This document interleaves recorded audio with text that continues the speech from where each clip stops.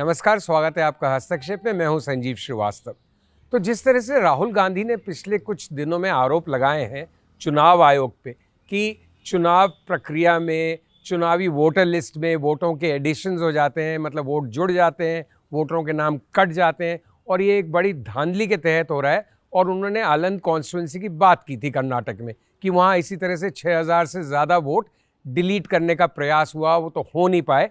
और किस तरह से इंक्वायरी चल रही है, इलेक्शन कमीशन जो मुख्य चुनाव आयुक्त है, सेंट्रल इलेक्शन कमीशन है, वो जवाब नहीं दे रहा है कर्नाटका सीआईडी के पत्रों का। वहाँ के इलेक्शन कमिश्नर ने जो इश्यूज रेज करे हैं और जो इन्फॉर्मेशन डिमांड की है उसके जवाब नहीं आ रहे।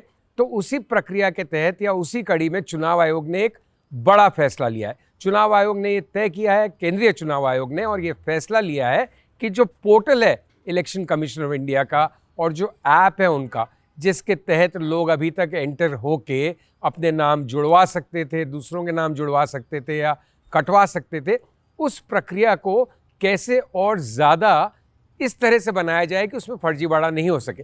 तो इस डिसीजन के तहत अब क्या होगा कि जब भी आप किसी का नाम कटवाने के लिए फॉर्म 6, 7, 8, जो ये 3 फॉर्म्स हैं जुड़वाने और कटवाने के लिए, उसके तहत प्रयास करेंगे तो पहले आपको अपना आधार लिंक करना पड़ेगा, अपनी आइडेंटिटी को प्रकट करना पड़ेगा, उसका वेरिफिकेशन होगा। उसके बाद आपका मोबाइल नंबर जो आधार से लिंक्ड है उस पर OTP आएगा और उसके बाद ही आप नाम जुड़वा या कटवा पाएंगे। मतलब चुनाव आयोग द्वारा ये प्रयास और एक ये प्रयत्न और मेरे ख्याल से काफ़ी एक किलाबंदी करने का प्रयास कि भाई कोई गलत तरीके से वोटर लिस्ट में एंटर करके उस पूरे प्रोसेस को गलत ना कर पाए, मतलब उसमें गलत नाम ना जुड़वा पाए और गलत नाम लोगों के अनजाने में उनके बिना चाहे उनके नाम कटवा नहीं पाए। तो एक फुल प्रूफ सिस्टम बनाने की कोशिश तो वेलकम स्टेप है इलेक्शन कमीशन का।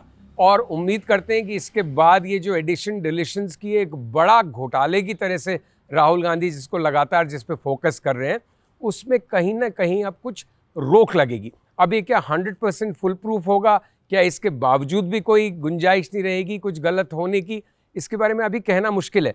लेकिन फर्स्ट टाइम इलेक्शन कमीशन ने संज्ञान लिया है राहुल गांधी के आरोपों का। उन्होंने नाम नहीं लिया राहुल गांधी का, न उनके आरोपों का संज्ञान लेने की बात कही है, लेकिन क्लियरली एक मैसेज दिया गया है कि जो इश्यूज उठाए जा रहे हैं इलेक्शन कमीशन के संदर्भ में, जो इश्यूज उठाए जा रहे हैं, वोट चोरी का नारा जिस तरह से बुलंद हो रहा है, तो उससे कहीं ना कहीं सेंसिटाइज्ड हो रही है, उसके प्रति एक रिस्पॉन्सिव एटीट्यूड इलेक्शन कमीशन दिखा रहा है। और कहीं ना कहीं इस डिसीजन में ये एडमिशन भी है, ये स्वीकारोक्ति भी है कि राहुल गांधी के आरोपों में कुछ न कुछ दम था।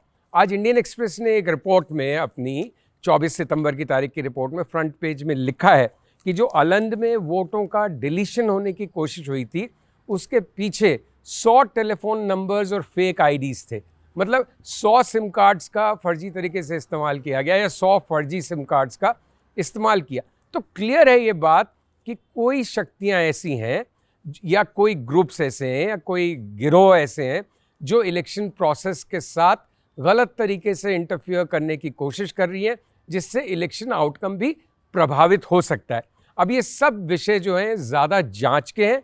चुनाव आयोग को भी एक जांच ज़रूर ऑर्डर करनी चाहिए, लेकिन ये बात मैं दोबारा दोहराना चाहूँगा कि कहीं ना कहीं आज चुनाव आयोग की भी प्रशंसा होनी चाहिए कि उन्होंने एक सही कदम उठाया है, उन्होंने रिस्पॉन्सिव स्टेप लिया है। और जो एलिगेशंस लग रहे हैं इलेक्शन प्रोसेस के बारे में, चुनाव आयोग जिस तरह से आंखें बंद करके रहता है अपनी, उसके बारे में उनका एक रिस्पॉन्स आया है और उन्होंने एक सकारात्मक पहल की है। और वो जो लीक है या जो वो छेद हैं जिसके ज़रिए गलतियां होने की गुंजाइश रहती है नाम जुड़वाने या कटवाने की, उसको कहीं ना कहीं भरने का, उसको सील करने का प्रयास किया गया है।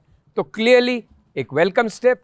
दूसरी बात, SIR के बारे में अभी भी ज्यूरी स्टिल आउट कि वो कितनी सही हो रही है, कितनी गलत हो रही है। और तीसरी बात ये कि वोट चोरी के मुद्दे में अब कितनी हवा रह जाएगी या नहीं रहेगी। राहुल गांधी और उनके समर्थक कहेंगे देखिए हम सही कह रहे थे, तो वो नए सिरे से बल पकड़ सकती है वो मुहिम। और दूसरी तरफ लोग ये कह सकते हैं कि चलिए एक इशू रेज हुआ था और ये फुल प्रूफ करने की कोशिश की गई है इलेक्शन कमीशन की तरफ से। और बिहार के संदर्भ में तो तेजस्वी भी वोट चोरी का मुद्दा नहीं उठा रहे हैं।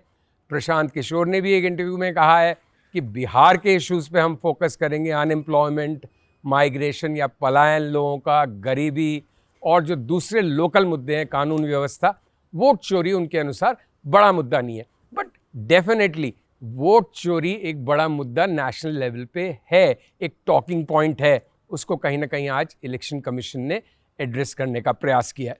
तो उम्मीद करता हूं दोस्तों आपको मेरा ये संवाद अच्छा लगा होगा, और अगर आपको अच्छा लग रहा है हमारा कंटेंट तो प्लीज़ चैनल को लाइक और सब्सक्राइब कीजिए और हमारे कंटेंट को शेयर कीजिए। नमस्ते, thank you very much for watching. जय हिंद।